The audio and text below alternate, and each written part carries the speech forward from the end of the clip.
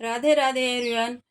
आज की वीडियो में मैं आप सभी को पुत्रदा एकादशी की पूजा विधि दिखाने वाली हूँ। पुत्रदा एकादशी जो कि संतान सुख के लिए विशेष मानी गई है और अगर एक दंपति द्वारा सही तरीके से पुत्रदा एकादशी का नियमों का पालन करते हुए व्रत किए जाए तो उन्हें संतान सुख की प्राप्ति जरूर होती है। पुत्रदा एकादशी के व्रत में गौ माता का और उनके दूध का विशेष महत्व है। तो अगर आपको गौ माता का दूध मिल जाए या दूध से बने घी या गोबर मिल जाए तो उसे आप पूजा में ज़रूर शामिल करें। इसका प्रयोग पुत्रदा एकादशी के पूजन में ज़रूर होता है और पुत्रदा एकादशी साल में 2 बार आती है, एक पौष मास में और एक सावन मास में। तो सावन मास में पड़ने वाली पुत्रदा एकादशी का व्रत साल 2025 में 5 अगस्त को रखा जाएगा। तो देखिए, सुबह सवेरे स्नान दान कर्मों से निवृत्त होकर आप इस पूजन को जरूर कीजिए। अपने घर के मंदिर में भी कर सकते हैं या अलग से चौकी लगाकर भी कर सकते हैं। तो यहाँ पर मैंने चौकी लगाकर उसमें ऊपर लाल वस्त्र बिछा लिया है और एक पीतल की थाली लेकर उस पर हम तुलसी दल रखकर हम विष्णु भगवान के बाल स्वरूप यानी लड्डू गोपाल को स्नान कराएंगे।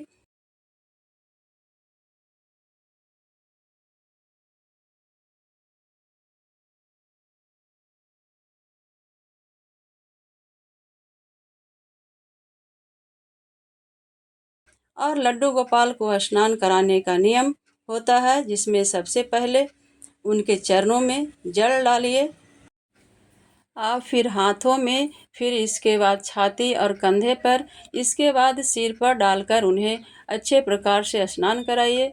तो देखिए, वैसे तो लड्डू गोपाल की उपस्थिति हर सनातनी के घर में होती है, लेकिन अगर आप पुत्र की कामना से पुत्रदा एकादशी का व्रत करना चाहते हैं और आपके घर में लड्डू गोपाल नहीं हैं तो पुत्रदा एकादशी पर आप लड्डू गोपाल को अपने घर जरूर लाकर पूजा करें। अब जल से स्नान कराने के बाद यहाँ गाय का कच्चा दूध है मेरे पास, तो उससे स्नान करा लूँगी। अगर आपके पास कच्चा दूध नहीं है तो पंचामृत यानी दूध, दही, घी, शहद, शक्कर, इन 5 चीज़ों से लड्डू गोपाल को स्नान कराएं। और पंचामृत में आप गंगा जल भी ज़रूर मिक्स कर लें। इसके बाद वापस से हम लड्डू गोपाल को शुद्ध जल से स्नान करा लेंगे। तो देखिए, लड्डू गोपाल की सेवा में, उनकी पूजा में आप जितना प्रेम और अपनापन का भावना लाएंगे, आपके समर्पण से, आपकी भक्ति से लड्डू गोपाल उतने ही जल्दी प्रसन्न होंगे। अब स्नान कराने के बाद अच्छी प्रकार से लड्डू गोपाल को एक अच्छे कपड़े लेकर आप अच्छे से पोंछ लीजिए। कोई भी वस्तु लड्डू गोपाल के बस अंग पे लगा नहीं रहे, उसके ऊपर लगी नहीं रहनी चाहिए। और यह जो जल है, इसे देखिए आप चरणामृत के रूप में भी पी सकते हैं और अगर अतिरिक्त हो तो किसी भी पौधे के जड़ में डाल दें। अब चूंकि सावन मास की पुत्रदा एकादशी है और सावन मास के चारों तरफ हरियाली खुशहाली का माहौल होता है, तो यहाँ पर पीले रंग का पोशाक पहनाकर मैं अच्छे प्रकार से लड्डू गोपाल को श्रृंगार कर लूँगी। तो यहाँ पर देखिए, चौकी के ऊपर मैंने लाल रंग के वस्त्र बिछाया है। आप चाहे तो सिर्फ लाल या पीला वस्त्र भी बिछा सकते हैं। इसके बाद तिलों का आसन देते हुए भगवान नारायण का चित्र स्थापित किए हैं। अब मैं तिलों का आसन देकर माँ लक्ष्मी को विराजमान कर रही हूँ। देखिए, पुत्रदा एकादशी पर लक्ष्मी जी का पूजन भी आपको नारायण जी के साथ ज़रूर करना है। अब चूँकि देखिए, विशेष मनोरथ के लिए पूर्ति के लिए पुत्रदा एकादशी का व्रत किया जाता है, तो इसमें आप चाहें तो कलश स्थापना कर सकते हैं। तो थोड़े से तिलों का आसन देना है। इसके बाद हमें एक लोटा लेना है, या तो पीतल का या तांबे का लोटा ले सकते हैं। अब गंगा जल, सिक्के, सुपारी, हल्दी का गांठ, थोड़े तिल डाल दें आप और पंच पल्लव लगा दें यानी 5 आम के पत्ते या अशोक के पत्ते लगाकर एक पात्र के ऊपर थोड़ा तिल डालकर आप इस प्रकार से कलश के ऊपर रख दें और कलश के कंठ पर आपको मौली धागा भी बांधना है। देखिए, स्वस्तिक मैंने पहले ही बना ली थी। तिल का आसन देकर मैं कलश को स्थापित करूंगी। अब मैं पान के पत्तों का आसन देकर मैं सुपारी को गणपति के रूप में स्थापित करूंगी।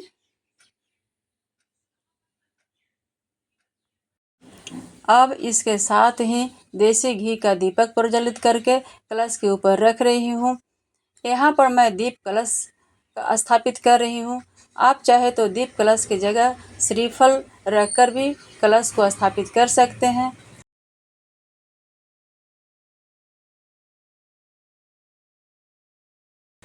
अब यहाँ पर देखिए, हमारे लड्डू गोपाल, हमारे ठाकुर जी तैयार हो गए हैं और कितने सुंदर लग रहे हैं। देखिए, लड्डू गोपाल को जब भी हम प्रेम भरी और सुंदर दृष्टि से देखते हैं तो वह साधारण कपड़ों में ही बड़े ही मनमोहक लगते हैं।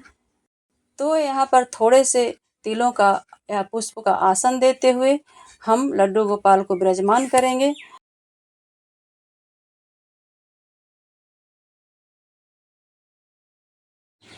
और इसके बाद जैसे मैंने बताया, लड्डू गोपाल को गाय अति प्रिय है। तो अगर आप चाहें तो एकादशी तिथि पर गौ माता की ऐसी मूर्ति लेकर आएं जिसमें बछड़ा भी साथ में हो। अब देखिए, लड्डू गोपाल को तो हमने अच्छे प्रकार से स्नान करा दिया और गंगा जल और फूल की सहायता से स्नान के भावन से हम लक्ष्मी नारायण जी को, गणपति जी को, गौ माता जी को छिड़ा दे देंगे और चौकी को भी शुद्धिकरण कर लेंगे। अब वस्त्र की भावना से हमने गणपति जी को कलावा अर्पित कर दिया है। लक्ष्मी नारायण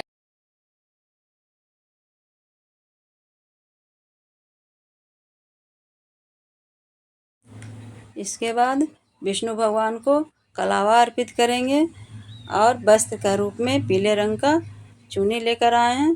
देखिए, हम चुन्नी अर्पित कर रहे हैं और माँ लक्ष्मी को पीले लाल रंग का वस्त्र अर्पित करेंगे।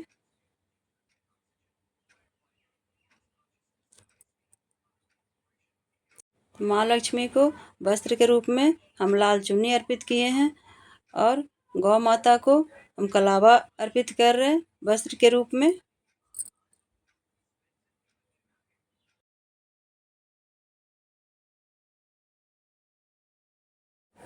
अब इसके बाद सभी को हम तिलक कर लेंगे।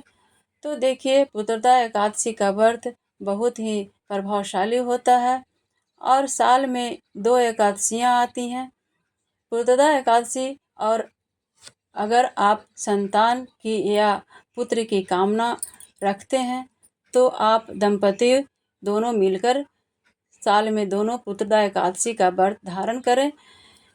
अब इसके बाद ही सभी को हम तिलक समर्पित कर देंगे। एकादशी पर चावल का प्रयोग नहीं किया जाता है, न ही पूजन में और न ही खाए जाते हैं। और जो भी साधक व्रत करते हैं एकादशी का, उनके लिए तो दशमी से के दिन से ही नियम शुरू हो जाते हैं। दशमी को भी वह चावल नहीं खाते हैं। और सभी को मैंने अक्षत के रूप में तिल अर्पित कर रही हूँ और गणपति जी को यहाँ पर मैंने दुर्वा अर्पित कर रही हूँ और गेंदे का फूल अर्पित कर रही हूँ। इसके बाद विष्णु भगवान को पीले रंग का फूल अर्पित करूँगी और माता लक्ष्मी को सफ़ेद फूल अर्पण कर रही हूँ और गौ माता को गेंदे का फूल अर्पण कर रही हूँ और बाल गोपाल को गेंदे का फूल अर्पण कर रही हूँ। और गौ माता की सेवा के लिए अगर आप ज़्यादा कुछ ना कर पाएँ तो रसोई की पहली रोटी निकालकर उन्हें खिलाकर ही घर से के सभी सदस्य भोजन ग्रहण करें। तो यहाँ पर पुत्रदा एकादशी के पूजन में आपको दूध का भोग जरूर रखना चाहिए। गणपति को मैं पेड़ा और केला अर्पित कर रही हूँ। और देखिए, अन्न का भोग हमें नहीं लगाना है, फलाहार का ही भोग लगाना है। तो इसके साथ ही हमने विष्णु भगवान के लिए मिश्री और केले का भोग लिया है। अब मैं बाल गोपाल के लिए दूध का भोग लगा रही हूँ और इसके बाद फल में केला और अनार का भोग लगा रही हूँ। मैंने भोग सभी को अलग अलग अर्पित किए हैं, क्योंकि गणेश भगवान को तुलसी का भोग नहीं लगता है। तो हमने विष्णु भगवान और बाल गोपाल के लिए तुलसी के मंजरी का भोग लगा रही हूँ। और तुलसी भी देखिए, एक दिन पहले ही हमें तोड़नी चाहिए।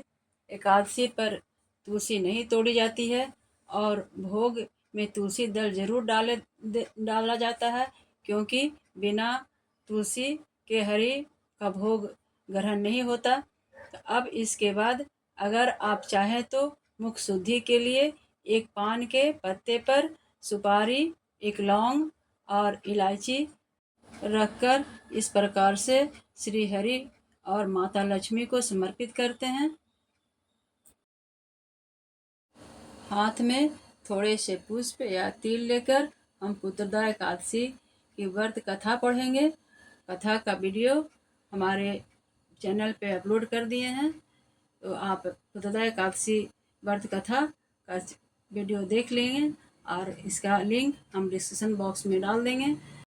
और कथा पढ़ने के बाद हाथ के पुष्प और तिल हम भगवान के चरणों में छोड़ देंगे और इसके बाद बड़े ही प्रेम भाव से हम गणपति जी की, दीपक कलश की और माता लक्ष्मी, श्री हरि की और लड्डू गोपाल के सभी को आरती उतार लेंगे।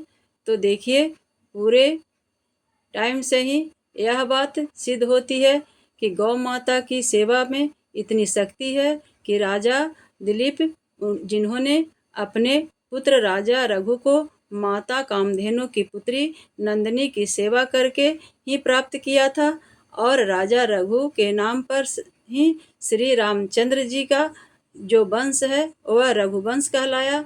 तो इस प्रकार से आरती संपन्न करने के बाद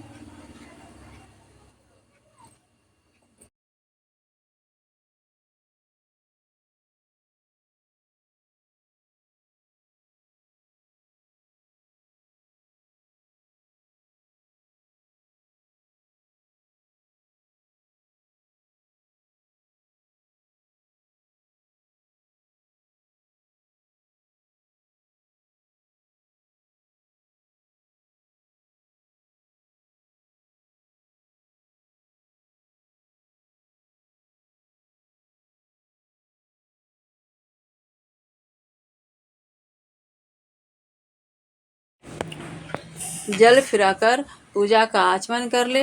हाथ जोड़कर सभी से पूजा के कमियों में के लिए क्षमा याचना कर लें और लक्ष्मी नारायण जी से अपने मनोरथ को पूर्ण करने के लिए प्रार्थना करें। और हो सके तो देखिए, दोनों दंपति मिलकर इस पूजन को और व्रत को करें और अंत में पूजा में रही कमियों को पूरा करने के लिए अपने यथासमर्थ कुछ दक्षिणा जरूर निकाल दें और इस दक्षिणा को द्वादशी वाले दिन ब्राह्मण को दान करें। अगर आप सीधा निकालते हैं तो उसमें आप रख दें, नहीं तो खाना खिलाते हैं तो ब्राह्मण को दक्षिणा के रूप में भेंट कर दें। अब यह जो उपाय मैं संतान प्राप्ति का बताने जा रही हूँ, यह एकदम अचूक है। किसी भी मनोरथ के लिए इसे किया जा सकता है। आपको करना क्या है, एक नई बांस की बांसुरी खरीदिए और बांसुरी बजनी चाहिए, खाली देखने के का आर्टिफिशियल बांसुरी ना हो। और कृष्ण भगवान के मंदिर में जाइए और भगवान के सामने उन्हें समर्पित करके आइए, क्योंकि देखिए, बांसुरी ऐसी चीज़ है जिसे कोई भी अगर लेता है तो सबसे पहले उसे बजा कर देखता है, चाहे उस व्यक्ति को बांसुरी बजानी आती हो या नहीं आती हो। और अगर आप भगवान को बांसुरी देते हैं जो ऐसी मधुर बांसुरी बजाते हैं कि जब वह बांसुरी में फूंक डालते हैं, उसकी आवाज़ से सभी अपना काम काज भूलकर मंत्रमुग्ध हो जाते हैं। तो अगर आपके जीवन में भी ग्रहों की किसी भी प्रकार की कोई बाधा है संतान प्राप्ति में, तो वह सभी बाधा, सभी दोष नष्ट हो जाएंगे। तो उम्मीद करती हूँ पुत्रदा एकादशी की यह पूजा विधि आप सभी को पसंद आए, जानकारी अच्छी लगी हो, आप सभी को उपाय अच्छा लगा हो और उपाय से आप सभी को लाभ हो। वीडियो में दी गई जानकारी अगर थोड़ी भी पसंद आई हो तो वीडियो को लाइक करें और उन सभी के साथ शेयर करें जिन्हें इस तरह की जानकारी की ज़रूरत है। तो मिलती हूँ नए वीडियो के साथ, तब तक के लिए हरे कृष्णा, राधे राधे।